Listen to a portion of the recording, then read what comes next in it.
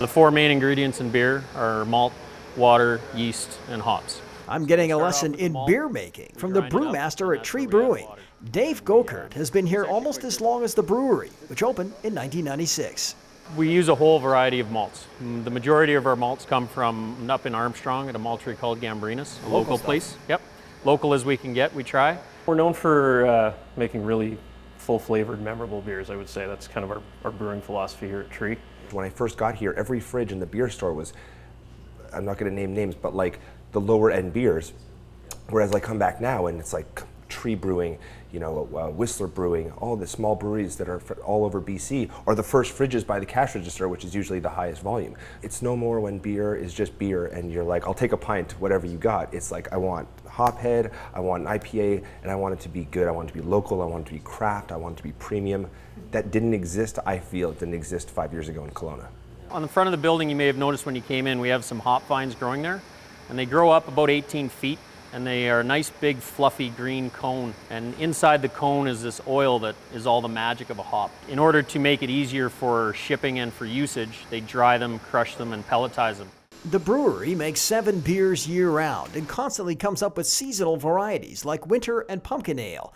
The Hophead India Pale Ale is their signature beer and bestseller. And now they even make a dry apple cider. Right now, Sebastian's testing the final gravity of the liquid that's going to turn into beer. Just knowing how much sugar's in the liquid, which helps us determine how much alcohol is going to be in the final product, which is, as everyone knows, is one of the most important things. We control the alcohol content by controlling how much sugar we start off with. By knowing exactly how much sugar we start with, we know exactly how much alcohol we're going to end up with at the end of the fermentation. Tree Brewing will be displaying 4 of its beers at the 5th annual Kelowna HopScotch Festival. Yeah, we bring in our Beach Blonde Lager, which is always a crowd favorite. We'll bring our Vertical Winter Ale for a seasonal brand, our new Groove Session Ale, something new.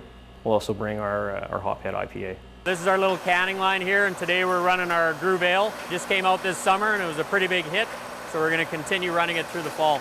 HopScotch has grown from its first year when it was known as the Okanagan Food and Drink Festival. Based on a similar festival in Vancouver that has been going strong for 18 years, the Kelowna event drew more than 5,000 people last year. It's a simple concept, an opportunity to sample different spirits like whiskey and rum and beer in small samples using tokens that cost $1 a piece. If you're drinking hypothetically Johnny Walker Red Label, you're probably going to have 1 token, and if it's Johnny Walker Blue, it's 7. So it's all relative to how much the product costs within the store, but the name of the game is to try and get the price of the sample as a prorated amount of how much you're paying for the product at a liquor store. Instead of just buying the bottle, you're buying a ½ ounce. Events are a great way to get your liquid to lips, right, and get people to try your beer. The event benefits the Canadian Music Therapy Trust Fund, which is an amazing charity based out of Toronto, but it's a national charity. And it helps a lot of people using therapy, but using music through therapy. The HopScotch Festival goes Friday and Saturday at the Kelowna Curling Club. Tickets are available online and include 5 tasting tokens.